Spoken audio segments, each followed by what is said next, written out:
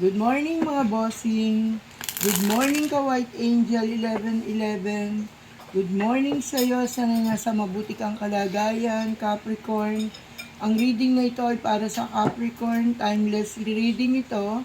Kung kaya't hindi lahat ay makaka-resonate sapagkat ito ay general reading lamang. Give me an energy for Capricorn. Give me an energy for Capricorn.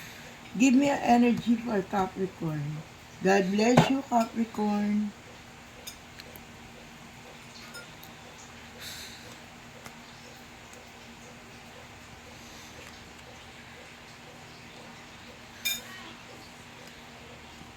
Sinasabi ng iyong baraha, Capricorn, na nasa iyong mga kamay ang ikatatagumpay ng iyong buhay. Sinasabi rin dito na ikaw ay nasa paglalakbay. Ikaw ba ay nasa abroad? Magdaragat? Ano ka ba? Isa ka bang seaman? Isa ka bang tinatawag na DH? Ikaw ay nasa magandang kalagayan. Patuloy kang mag-iingat, Capricorn, sapagkat marami pa ring taong humahadlang sa iyong tagumpay. Sinasabi rito na marami napakaganda ng iyong kapalaran parating, lalo-lalo na sa 2024. Sinasabi rin dito na masipag kang tao. Sinasabi rito na matiyaga ka sa lahat ng bagay, kahit mapalayo ka pa sa buhay sa iyong pamilya. Sinasabi rin dito na ikaw ang nagdidesisyon ng lahat at sinasabi rin dito na patuloy ka maglalakbay. Ingatan ang kalusugan. Sinasabi rito na ipagpatuloy ang pag-iipon. Sinasabi rito na kahit na hindi kagandahan at nalayo ka sa iyong pamilya, ay sinasabi naman dito na nasa mabuti rin silang kalagayan. Nasa sa iyo ang ikaunlad ng iyong buhay. Sinasabi na mapayapa ka ngayon at panatag ka sa lahat ng bagay. Ang mga naipon mo ay panatili mong investment ito. Magbukas ka ng mga bago pang negosyo.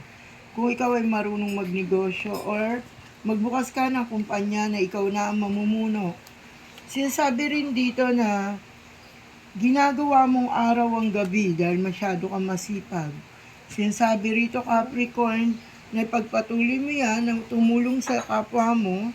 Ipagpatuloy mo mga magagandang gawin na yung nasimulan. Ipagpatuloy mo ang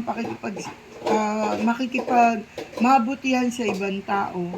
Ipagpatuloy mo ang mga nakadisnan mo. Higit sa lahat, ang pagiging madasalin mo, Capricorn.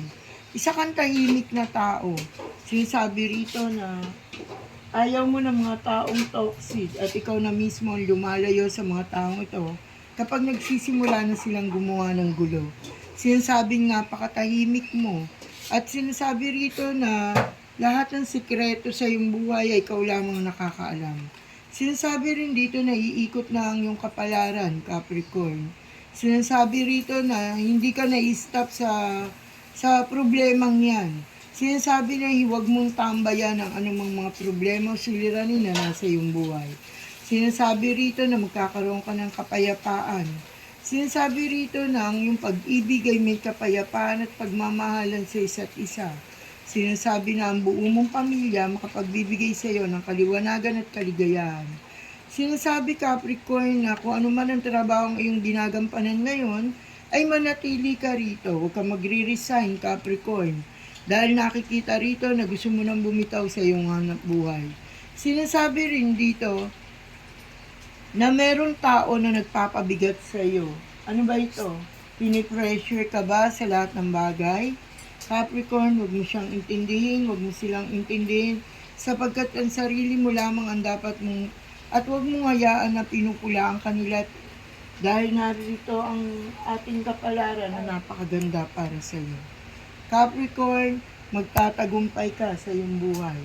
Sinasabi rito na may mga taong sumusumpa sa iyo, ngunit huwag mo silang papansinin. Patuloy ka makipagsapalaran sa iyong buhay at huwag mong hahayaan na sila ang manguna at magdesisyon para sa iyo. Sa usaping pag-ibig ay mahal na mahal ka ng iyong minamahal. Kung ikaw ay may partner na, at kung ikaw naman ay binata at dalaga pa, ay makakatagpo ka ng iyong iibigin. Sinasabi rin dito na napakasipag mong tao. Sinasabi rin dito na merong pagbabagong magaganap sa iyong buhay na napakagandang kapalaran.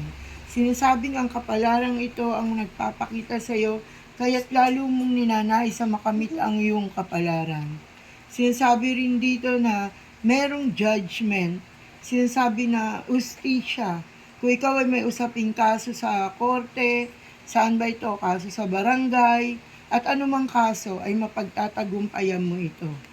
Sinasabi rin dito na marami kang taong natulungan at labis silang nagpapasalamat sa iyo, Capricorn. Sinasabi rin dito na kung minsan na marami kang isipin, marami kang problema sa iyong sarili, ngunit hindi mo na ito pinakakaintindi pa sapagkat alam mong maraming umaasa sa iyo. Capricorn, maraming tao ang umaakibat sa iyong balikat. Marami kang isipin, marami kang gastusin, marami kang dapat ipagkaloob sa mga taong nasa paligid. At sinasabi rin dito na masyado kang magtiwala sa iyong kapwa. Iwasan ang pagtitiwala ng gusto sapagkat dito kanila naaabuso. Sinasabi rin dito sa iyong na madalas ka magising sa madaling araw. Nag-iisip ka sa mga minamahal mo na sa malayong lugar. Nag-iisip ka sa mga taong umaasa sa iyo. Isa ka bang breadwinner, Capricorn? At sa iyong huling baraha, maraming mapanlin lang. Ingatan mo ang iyong kalusugan, ingatan mo ang iyong kabuhayan, ingatan mo ang iyong pagkatao dahil may nagtatangkang manira nito. Salamat sa iyo, Capricorn, sapagkat ito ang iyong timeless reading. Sana'y natulungan kita at nagkaroon ka ng gabay sa lahat ng aking iminensay para sa iyo. Bye-bye!